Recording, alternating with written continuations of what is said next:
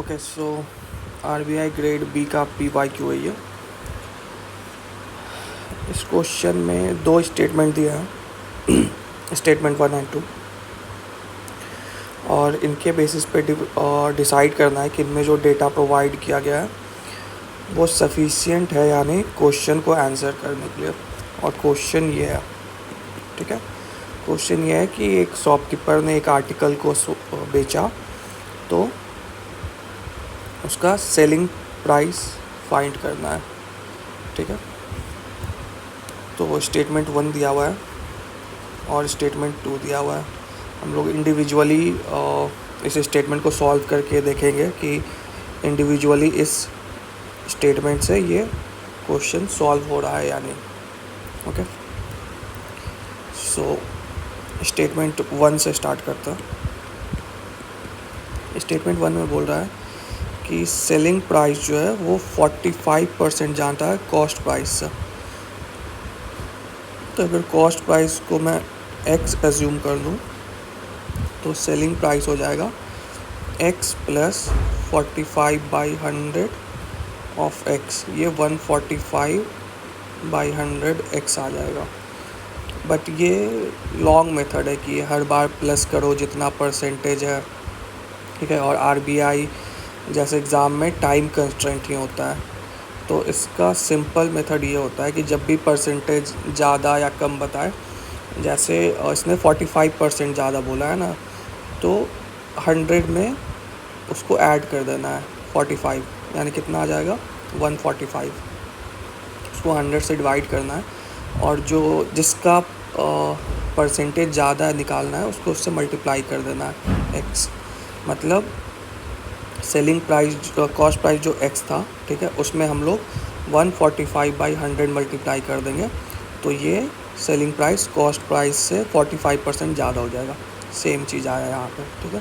तो यहाँ पे प्लस लेके LCM नहीं करना पड़ेगा, डायरेक्ट उसमें मल्टीप्लाई करें तो वो आ जाएगा, ठीक है। नेक्स्ट स्टेटमेंट है marked price of an article is 10% more than the selling price. Marked price जो है वो 10% मोर है सेलिंग प्राइस से। तो सेलिंग प्राइस हमने देखा ये था 145/100 x, और अभी मैंने बताया कि जब ज़्यादा निकालना हो परसेंट वाइज तो प्लस करने की ज़रूरत नहीं, डायरेक्ट हम लोग मल्टीप्लाई कर सकते हैं। तो 10% ज़्यादा है तो 100 + 10 कितना होगा 110 और डिवाइडेड बाई 100, तो ये आ गया mark price. Mark price basically MRP होता है, जो कि किसी भी आर्टिकल पे लिखा होता है कि उसको कितने में बेचा जा सकता है। तो MRP मार्क प्राइस होता है, ठीक है। सेलिंग प्राइस वो होता है जिस पे वो बेचता है, कॉस्ट प्राइस जिस पे वो ख़रीदता है।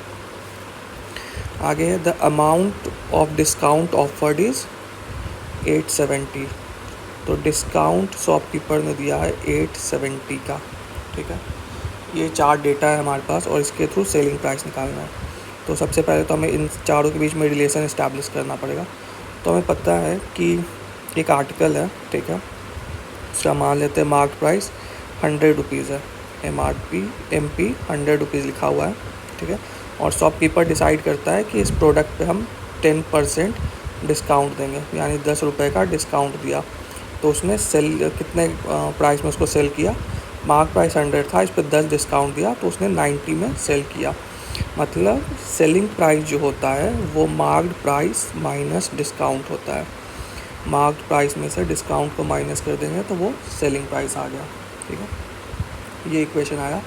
अब तीनों का हमें वैल्यू पता है, यहाँ पुट कर सकते हैं। सेलिंग प्राइस था 145/100 x, मार्क्ड प्राइस है हमारा 145/100 x इंटू 110/100 और डिस्काउंट से 870, ठीक है। अब इम्पॉर्टेंट यहाँ पे है कि क्वेश्चन में कहीं भी ये नहीं बोला है कि सेलिंग प्राइस का वैल्यू बताओ कि सेलिंग प्राइस कितना है, ठीक है। उसने ये बिल्कुल नहीं पूछा, ऑप्शन में ये नहीं दिया हुआ है कि सेलिंग प्राइस इतना रुपीज़ होगा या इतना रुपीज़ होगा या इतना होगा, ठीक है। क्वेश्चन बस ये बोल रहा है कि हम लोग सेलिंग प्राइस निकाल सकते हैं या नहीं निकाल सकते। तो उसके लिए हमें पूरा इक्वेशन सॉल्व करने की ज़रूरत नहीं है, ठीक है। क्योंकि हमें वैल्यू नहीं निकालना है, हमें बस ये पता होना चाहिए कि क्वेश्चन सॉल्व होगा कि नहीं। अगर सॉल्व होगा तो वो स्टेटमेंट सही है, नहीं होगा तो वो गलत है, ठीक है। और कोई इक्वेशन, कोई वेरिएबल सॉल्व होगा नहीं, इसका मैथ्स में गोल्डन रूल है कि जितना आपके पास वेरिएबल्स है, नंबर ऑफ़ वेरिएबल्स, अगर उतना ही आपके पास नंबर ऑफ़ इक्वेशंस है, तो आप उन सारे वेरिएबल्स का वैल्यू निकाल सकते हैं, ठीक है। तो जैसे यहाँ पे इस केस में हमारे पास एक इक्वेशन है, ये एक इक्वेशन है, एक वेरिएबल और उसमें एक वेरिएबल एक्स, एक इक्वेशन एक वेरिएबल, ठीक है। तो ये सॉल्व हो जाएगा।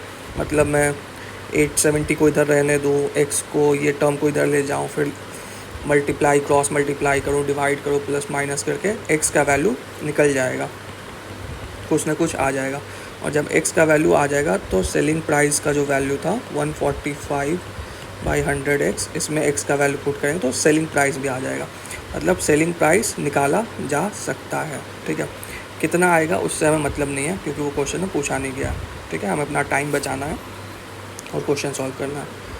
तो पहला स्टेटमेंट सही है कि इस स्टेटमेंट से हम लोग आर्टिकल का सेलिंग प्राइस निकाल सकते हैं। अब स्टेटमेंट 2 देखते हैं, ठीक है। स्टेटमेंट 2 बोल रहा है कि profit made by shopkeeper is 40। हाँ, और ये स्टेटमेंट 1 और स्टेटमेंट 2 को इंडिविजुअली अलग अलग ट्रीट करना है। ऐसा नहीं कि इसका इन्फॉर्मेशन इसके साथ मिक्स करके देखना है, ठीक है। इंडिविजुअली लेना है, तो इसको हम लोग इंडिपेंडेंटली पढ़ेंगे। इसके जो पहले वाले में जो इन्फॉर्मेशन था उसका यूज सेकेंड वाले में हमको नहीं करना है, ओके।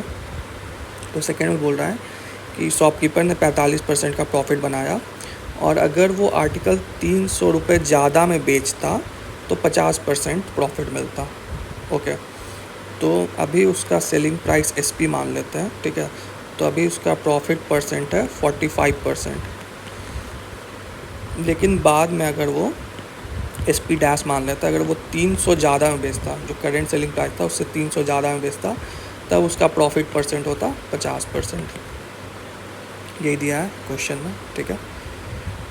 तो प्रॉफिट परसेंट का हमें फॉर्मूला पता है, क्या होता है, SP माइनस CP/CP इंटू 100, ठीक है।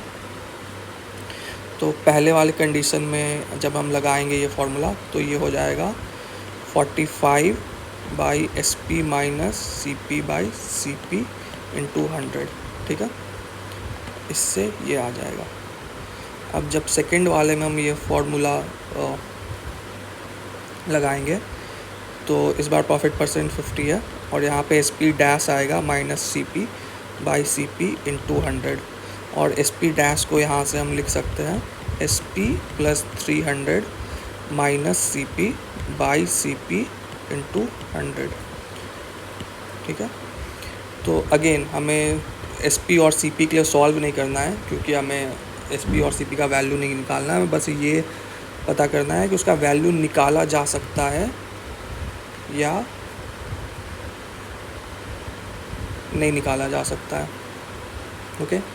तो वैल्यू निकालने के लिए निकाला जा सकता है या ना निकाला, इसके लिए रूल पहले ही मैंने बताया था कि अगर नंबर ऑफ़ वेरिएबल्स और नंबर ऑफ़ इक्वेशन सेम हो तो कितने भी वेरिएबल्स हो, अगर उतने इक्वेशन हमारे पास, तो वो उन वेरिएबल्स के वैल्यू आ जाएंगे।